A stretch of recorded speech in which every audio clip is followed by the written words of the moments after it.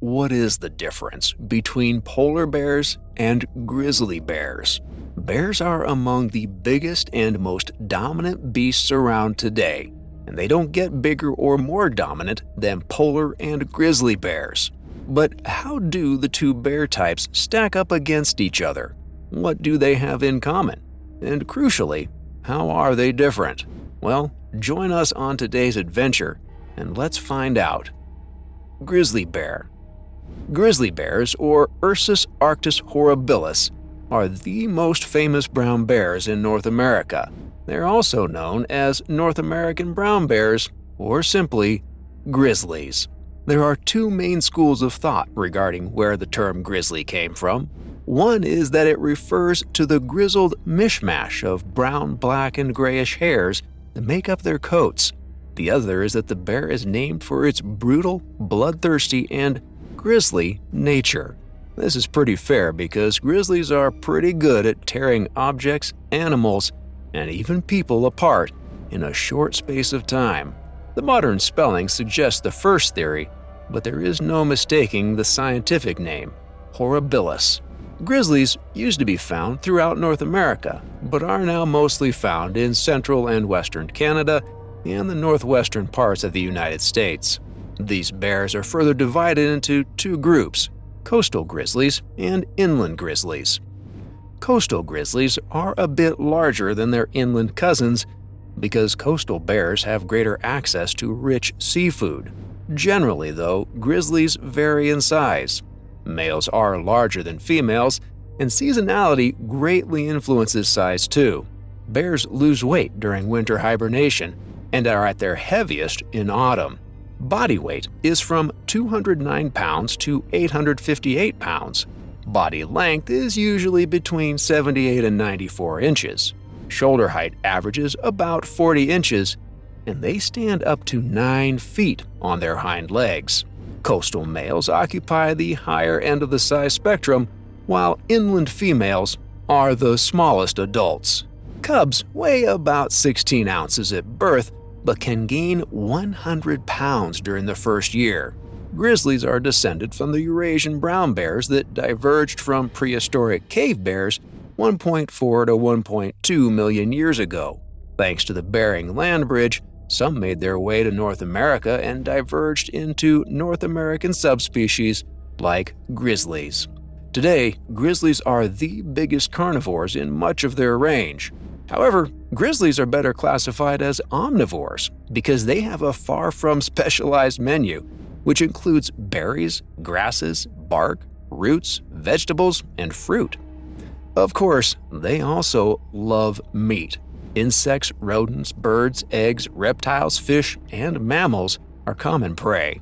Grizzlies also eat other bears, including other grizzlies. Males especially are the main bear cub killers. Males are also very competitive when it comes to breeding. Brutal fights are the language of choice, and victors get territories with the best girls. They use deadly claws and teeth together with their weight to battle each other, with some fights even ending in death. Mating occurs in summer, but females can delay embryo implantation until they find a secure den to hibernate in. Gestation periods for grizzlies range from 180 to 250 days, and cubs are always born during hibernation. While bears are largely solitary, females stay with cubs for about 2 years. The grizzly bear is an iconic animal within and even beyond where it lives. It is regarded as one of America's most symbolic creatures because of its power and ferocity. Native American groups hold it in high regard, and modern society still uses the bear as a symbol for admirable traits like tenacity and strength. Grizzlies are not known to actively hunt humans, but encounters can be dangerous. Between the years 2000 and 2015, there were 183 documented grizzly bear attacks in North America, with 24 fatalities. Polar bears. Polar bears, or Ursus maritimus, are also classified under the Ursus genus, along with brown bears like grizzlies. These legendary ice bears have been around for at least 130,000 to 150,000 years. However, recent studies have suggested that polar bears have been around for far longer.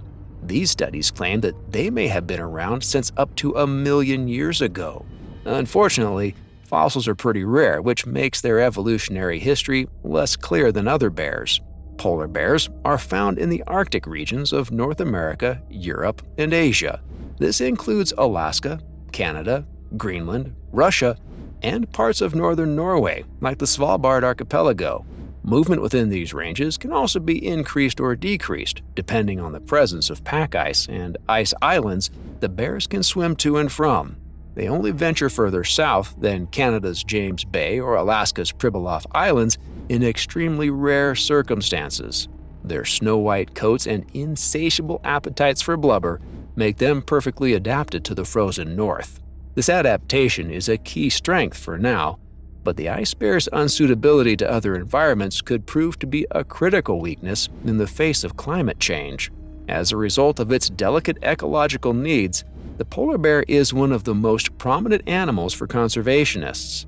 The International Union for the Conservation of Nature, IUCN, lists the bear as vulnerable, with a dwindling habitat range being the primary reason. Climate change, human encroachment, and human-caused effects like pollution or overfishing contribute to the habitat loss problem. Today, there are an estimated 22,000 to 31,000 polar bears living in the wild. Another thing about polar bears is that they are the only species that is a full-time carnivore all the time.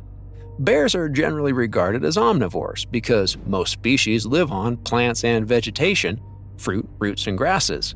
Black and brown bears, for instance, probably eat more blueberries than they do meat. Other species, like the bamboo-loving giant panda, are full-time vegetarians. But not the polar bear. It's the complete opposite. It is constantly on the hunt because the Arctic Circle isn't famed for sprawling vegetation.